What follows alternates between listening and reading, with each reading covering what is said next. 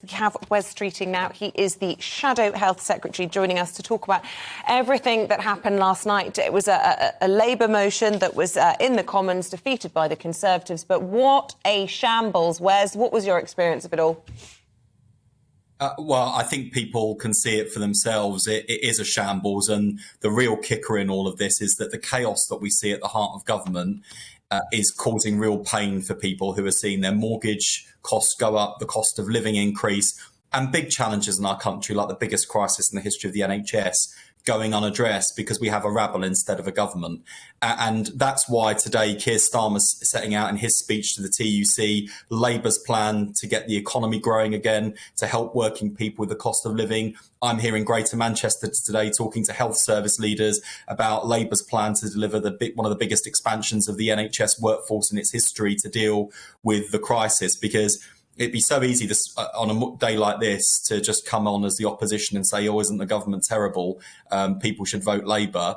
But actually what I want people to know is that we've got a serious leader with a serious team and a serious plan. And we want to earn people's trust and support, because I think it's clear now with the shambles that we see that only Labour can offer Britain the fresh start that it needs. And I know there'll be lots of your viewers for whom the jury is still out. They're probably pulling their hair out, the Conservatives, and I want to earn their trust and support.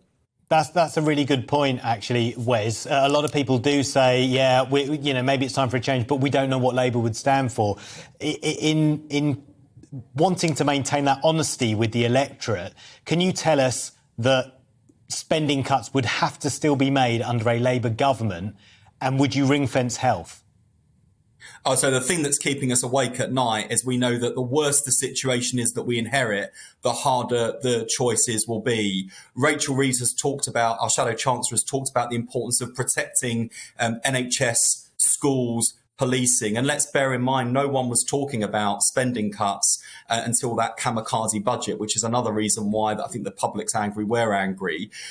What we are saying is that where difficult choices need to be made, let's look at where we're spending and let's look at how we're raising money. So, for example, why is it that Rishi Sunak wrote off £12 billion worth of fraud against the government instead of going after the fraudsters? Why is it that there is £13 billion of wasted money on defence procurement, including around £5 billion where the contract was cancelled and we didn't even get anything to show for the money? So absolutely going after value for money in terms of how we spend, and then look at the difference in terms of the choices we would make in raising money. So we've called for the government to go further in terms of the windfall tax on the excess profits of big oil and gas. My plan to expand the NHS workforce we pay for by cancelling non-dom status for very wealthy people who don't pay their fair share of tax. And what a contrast with the Conservatives, whose first and last resort seems to be picking the pockets of working people and hiking up taxes for everyone, when we should be asking people with the broadest shoulders. But I don't pretend to your viewers for a minute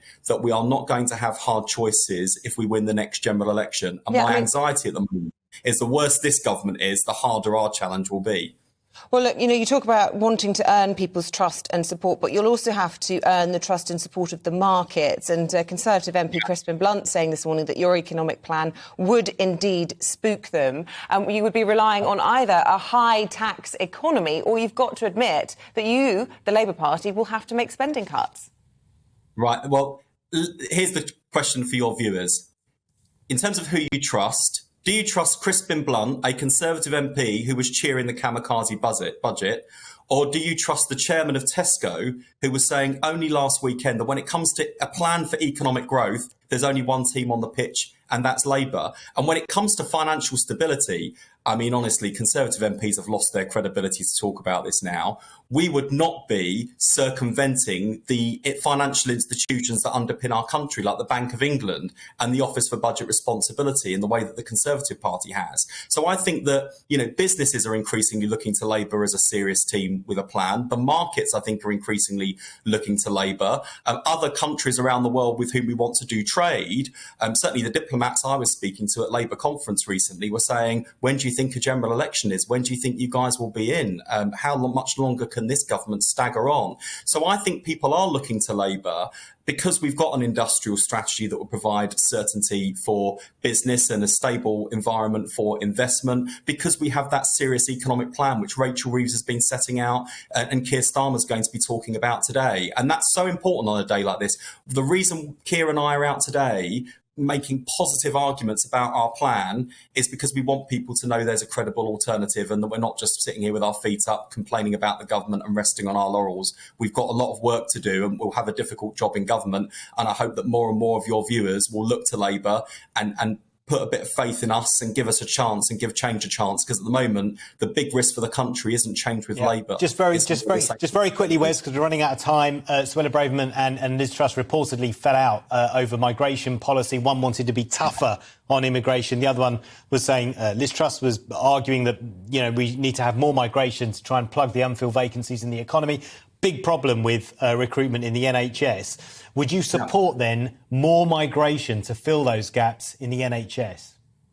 So this is why I'm setting out a plan for more training and the expansion of our homegrown workforce, because the health secretary basically said last week when challenged on nurses' pay and nurses going on strike and leaving the profession, she said, well, if nurses want to go and do something else, we can recruit people from overseas. I mean, basically saying don't let the door hit you on the way out. Well, it sounds like you're in disagreement with your shadow chancellor, Rachel Reeves, who said she absolutely would be in favour of importing more talent to try and prop up organisations like the NHS. So Britain should always be a destination for global talent, but I don't want us to be over-reliant on immigration to tackle things like the NHS workforce crisis. The NHS will always have a diverse international workforce. I think that's a strength. But we're turning away straight A students from medicine places at university, not because they're not good enough, but because the places aren't there. So my plan to double the number of medicine places at university would develop homegrown talent, reduce reliance on people from overseas, which, by the way, is also ethically the right thing to do by those countries who need their own doctors and nurses, and we keep on nicking them because we can't be bothered to train our own grown talent. This is crazy. And of course, we'll manage all of this through a serious points-based immigration system so that people know the rules, will enforce the rules, and people can have confidence in our immigration system again. Yeah, OK. Wes, really good to talk to you this morning. That's a very trendy background. I think that's the trendiest background I've seen for a political This is not my background, by the way. I'm in Salford, so yeah. I mean, some of these pictures represent the government when you look at the horrified faces. Come on now. Look, it's been lovely to talk to you, Wes Streeting, Shadow Health Secretary. You've got to leave it there. Thank you very much indeed.